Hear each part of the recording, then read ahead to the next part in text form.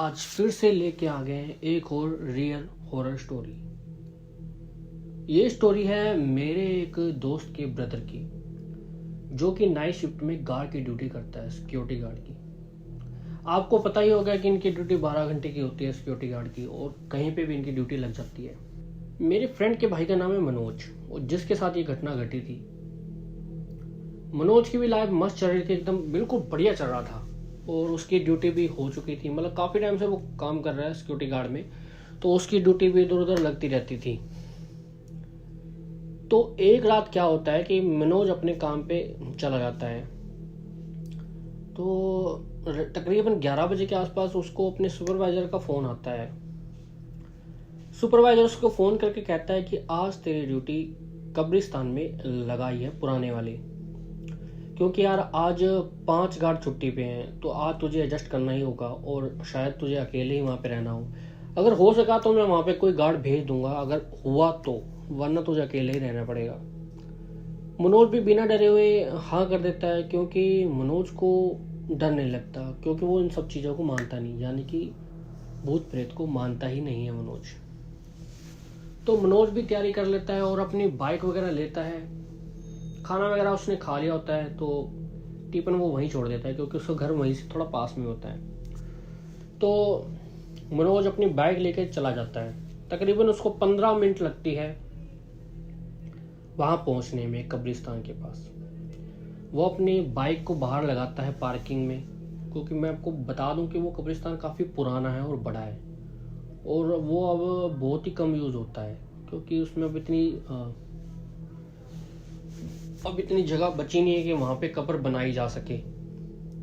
तो मनोज एक बार बाहर उसके गेट पे खड़ा हुआ सोचता है कि यार आज कहाँ मेरी ड्यूटी लगा दी, वैसे ही लाइफ अच्छी चल रही है यार, कुछ हो ना जाए। चलो खैर कोई बात नहीं, अब ड्यूटी लगी है तो करनी तो पड़ेगी।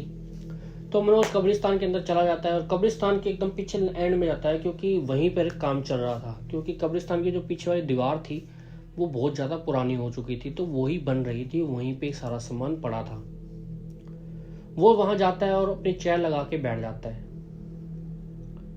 लेकिन उसको वहां पे बहुत अचानक से बहुत ही गंदी स्मेल आने लगती है। आई थिंक जैसे कि कोई कुत्ता मर गया हो, या कुछ भी जानवर वगैरह कुछ मरा हो, उसकी स्मेल आती है सड़ने की, वैसी उसका स्मेल आने लग जाती है। तो मनोज अपनी कुर्सी वहां से उठाकर थोड़ा आगे की तरफ लगा लेता है। थोड़ी देर बीतते हैं, मनोज अपना फोन चलाने लग जाता है, और उसे अपने सुपरवाइजर का वापस से कॉल आता है। वो बोलता है कि मनोज, कब्रिस्तान में गेड़ा लगा रहे हो ना। मनोज को अजीब लगता है, क्योंकि सुपरवाइजर का आज से कभी पहले फोन आया नहीं था कि तुम अपना काम अच्छे से कर रहे हो कि नहीं कर रहे हो, क्योंकि मनोज काफी पुराना एम्प्लॉय है उनका। और मनोज भी कहता है कि हाँ सर, बस अभी जस्ट निकल रहा हूँ मैं गेड़ा लगाने के लिए, पहला राउंड मैं अभी लगाने जा रहा हूँ। तो फ़ोन कट हो जाता है अचानक से, और फिर मनोज अपनी टॉर्च लेता है और निकल पड़ता है कब्रिस्तान में गेड़ा लगाने के लिए। वो जैसे जैसे आगे बढ़ता है, उसे ऐसा महसूस होता है कि उसके साथ साथ में कोई चल रहा है, और जैसे ही वो रुकता है वो आवाज़ आना बंद हो जाती है। जैसे वो चलता है वैसे ही वो आवाज़ आने लग जाती है। मनोज को ये वो सब अजीब लग रहा था, तो वो ये सब इग्नोर करता है और आगे की ओर बढ़ता है। लेकिन इस बार उसको पैरों के कदम के साथ साथ पायल की आवाज भी आती, कि साथ में कोई पायल भी साथ में चल रही है, मतलब कोई औरत भी साथ में चल रही है जिसने पायल पहनी हुई है। वो आवाज इतनी ज्यादा लाउड थी कि उसको आराम से सुनाई दे रही थी। उसका ये वहम नहीं हो सकता, उसने ये मुझे बताया। और मनोज का कहना है कि एक हल्की सी मीठी मीठी खुशबू भी साथ में आ रही थी। मनोज ये सब कुछ देख के बहुत ज्यादा डर जाता है, और डर के मारे थोड़ा थोड़ा तेज चलने लग जाता है। तो अचानक से उसका पैर कोई पकड़ लेता है और वो वहीं नीचे गिर जाता है। मनोज का कहना था कि जो पकड़ थी पैरों की, वो इतनी ज्यादा स्ट्रोंग थी कि कोई इंसान की पकड़ नहीं हो सकती, और अजीब ही वो टच था। तो वो गिर जाता है, और उसे यकीन हो जाता है कि यहाँ पे कुछ तो गड़बड़ है। उसे 100% यकीन हो जाता है। वो वहाँ से उठ के भागने की कोशिश करता है, वो चारों तरफ भागता है, लेकिन वो घूम फिर के उसी जगह पे वापस आ जाता है। अब उसे बिल्कुल समझ नहीं आ रहा था। अचानक से उसकी एक नज़र पड़ती है कबर पे, जो अभी अभी शायद तक अभी अभी बनी होगी। उसकी मिट्टी बहुत ज़्यादा ताज़ा थी। उसे वहाँ से कुछ आवाज़ आती है और हलचल महसूस होने लग जाती है। वो देखता है कि उस कब्र में से कुछ निकलता है। उस कब्र में से एक हाथ, वो भी सड़ा हुआ, बाहर निकलता है। मनोज जैसे ही ये सब देखता है, वो वहां से इतना तेज भागता है, जितना तेज वो दम लगा के भाग सकता है वो उतना तेज वहां से भाग लेता है। कैसे ना कैसे वहां से वो निकल जाता है और अपनी बाइक स्टार्ट करता है। सामान वो जो लाया था, नॉर्मल कंबल वगैरह, वो वहीं छोड़ के भाग जाता है। बाइक स्टार्ट करके रात को ही अपने घर चला जाता है और घर वालों को भी कुछ नहीं बताता। और नींद तो उसको आनी थी नहीं। वो ऐसे करते करते सुबह हो जाती है। सुबह काफ़ी टाइम हो गया था कि मनोज अपने रूम से निकल ही नहीं रहा था। और फिर उसकी बहन जाती है रूम के पास कि उठाने के लिए, शायद वो सो रहा होगा।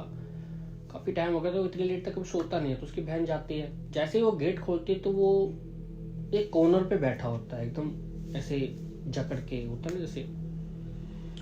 जैसे ही उसकी बहन उसको आवाज़ देती है तो वो रेंगता रेंगता आता है कुत्तों की तरह और उसे सूंघने लग जाता है। और उसकी बहन ये सब देख के कहती है कि क्या सुबह सुबह तू मजाक कर रहा है यार। ये वो मजाक में उसके मार देती है। लेकिन मनोज के साथ आई थिंक जो आया था, उसको ये बात पसंद नहीं आती। मनोज अपनी बहन का गला पकड़ लेता है, उसे मारने की कोशिश करता है और चीखने चिल्लाने लगता है।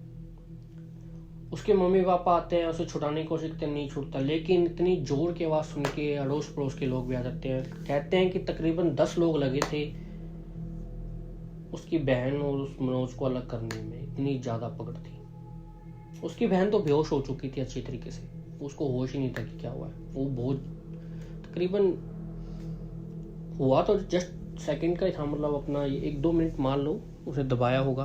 तो लोग उसको, तकरीबन 10 लोग उसको संभालते हैं पूरे अच्छे तरीके से, लेकिन समझ में नहीं आता। तो वहाँ पे उनके गुरु, कोई पंडित, फैमिली पंडित को बुलाया जाता है। तो वो बताते हैं कि इसके साथ बहुत जने आए हुए हैं और आई थिंक वो इसे आज ले जा सकते हैं। तो वो बताते हैं कि ये वहाँ से कोई एक ऐसी चीज़ लेके आ गया है उनकी, जिसकी वजह से इसके साथ हुआ है। वो ये आज की नहीं लेके आया, इसको काफ़ी टाइम हो गया वो चीज़, तब भी इसके साथ ये सब हो रहा है।